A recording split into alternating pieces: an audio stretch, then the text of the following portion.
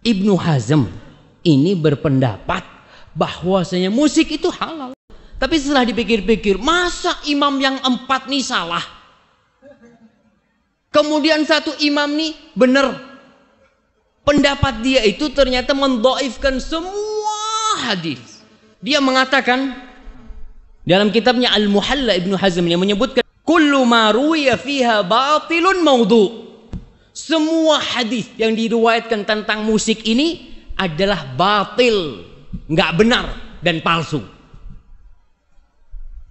Kok bisa? Masa imam yang 4 nerima hadis palsu sama hadis batil? Ana jadi bingung, kayaknya enggak. Maka kita lihat nih, bagaimana pendapat ulama tentang hadis-hadis yang katanya Ibnu Hazm semuanya batil dan palsu. Ternyata Ibnu Hazm ini seorang alim ulama yang besar, yang senior, tapi dia bukan ahli hadis. Subhanallah. Itu imam yang 4 berpendapat haram. Saya ngomong, mau milih madhab yang mana ana ini? Kalau 4-nya haram, ada madhab lain kata dia. Madhab Zahiri itu ngomong halal. Ibnu Hazm saja. Ibnu Hazm nih. Ibnu Hazm ini menyatakan halal. Coba kita lihat kapan Ibnu Hazm lahir dan kapan imam yang terakhir meninggal. Siapa yang tahu Ibnu Hazm itu lahir kapan? Ada yang tahu? Ana harus nyontek juga jemaah. Ibnu Hazm ini beliau dilahirkan tahun 384 Hijriah. Imam yang terakhir meninggal kapan? 241. Jadi 143 tahun ya. Betul. 143 tahun kemudian lahir Ibnu Hazm. Dia meninggal tahun 456. Jadi perbandingan meninggalnya dengan meninggalnya Imam Ahmad 200 tahun kira-kira. Ibnu Hazm ini berpendapat bahwasanya musik itu halal. Ana ngomong kira-kira bisa diterima enggak ya? Kalau ana mau ikut hawa nafsu ana waktu itu, ana akan ikut Ibnu Hazm. Tapi setelah dipikir-pikir, masa imam yang 4 nih salah? Kemudian satu imam nih benar. Pendapat dia itu ternyata mendhaifkan semua hadis. Dia mengatakan dalam kitabnya Al-Muhalla, Ibnu Hazm yang menyebutkan kira-kira 21 hadis tentang musik.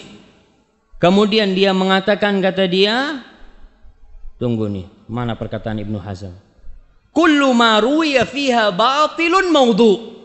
Semua hadis yang diriwayatkan tentang musik ini adalah batil, nggak benar dan palsu. Kok bisa? Masa imam yang 4 nerima hadis palsu sama hadis batil? Ana jadi bingung, kayaknya enggak. Maka kita lihat nih, bagaimana pendapat ulama tentang hadis-hadis yang katanya Ibnu Hazm semuanya batil dan palsu. Ternyata Ibnu Hazm ini seorang alim ulama yang besar, yang senior, tapi dia bukan ahli hadis. Sosok ahli hadis yang lebih dari beliau, Imam Bukhari umpamanya. Imam Bukhari mensahihkan hadisnya. Ibnu Hibban, pengarang kitab Sahih Ibnu Hibban, mensahihkan hadisnya. Maka ana ngomong, sepertinya harus dikaji lebih dalam lagi. Apakah benar yang katanya Ibnu Hazm itu semua hadis tentang musik itu batil dan palsu? Kalaupun ada yang sahih, ya nggak sorry gitu kan, nggak ada penyebutan musik itu nggak ada. Maka di sini kita tidak akan merendahkan Ibnu Hazm. Ibnu Hazm adalah sosok ulama senior, dan ketika kita mengkoreksi pendapat Ibnu Hazm, kita tidak mengkoreksi pendapat itu dengan pendapat kita. Siapa ente gitu loh, baru jadi ustadz udah berani jelek-jelekan Ibnu Hazm. Lah, ma'adzallah kita menjelek-jelekan Ibnu Hazm. Kita berbicara tentang agama nih. Kita membandingkan antara pendapat yang mengatakan halal dan haram. Bukan masalah makruh ini.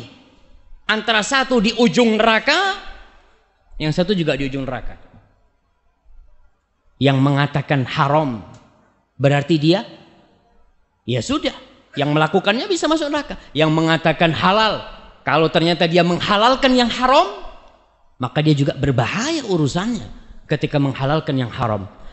Ibnu Hazm adalah ulama senior. Beliau memiliki buku-buku yang banyak sekali. Tapi tetap buat ana Abu Hanifah, Imam Malik, Imam Syafi'i, dan Imam Ahmad bin Hanbal, beliau lebih agung buat ana. Kita ini orang awam mau ikut siapa? Orang awam kan biasanya taklid kan ya, ikut-ikutan. Kita mau Ustaz, ana ini nggak tahu dalil Ustaz.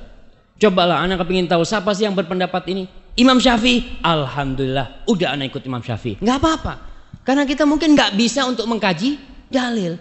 Tapi dilihat antara imam-imam itu mana yang lebih bertakwa, mana yang lebih berilmu dalam permasalahan yang sedang diperdebatkan itu. Nah, jangan dulu. Semua ulama setelah Ibnu Hazm taklid Ibnu Hazm. Semua ulama. Ulama mutaakhirin yang ada sekarang dari ulama-ulama Azhar ya. Mereka itu hanya menyambung perkataannya Ibnu Hazm, menguatkan perkataannya Ibnu Hazm. Karena imam sampai disebutkan imam yang menghalalkan musik itu Ibnu Hazm. Jadi semuanya itu jadi akarnya Ibnu Hazm. Nggak ada. Yusuf Qaradawi. Gimana? Yusuf Qaradawi juga. Iya, umpamanya Syekh Yusuf Qaradawi, Abu Zahra, ulama Mesir, kemudian Muhammad Al-Ghazali, ulama Mesir, yang di buku-buku mereka menyebutkan bahwasanya musik itu halal selama tidak membuat orang itu lalai gitu ya. Itu halal. Siapa imam mereka? Ibnu Hazm. Jadi pokoknya ini di Ibnu Hazm.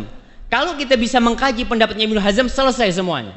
Selesai semuanya. Karena ada di pokoknya ini. Bagaimana pendapat Ibnu Hazm itu? Dia mengatakan itu tadi. Semua.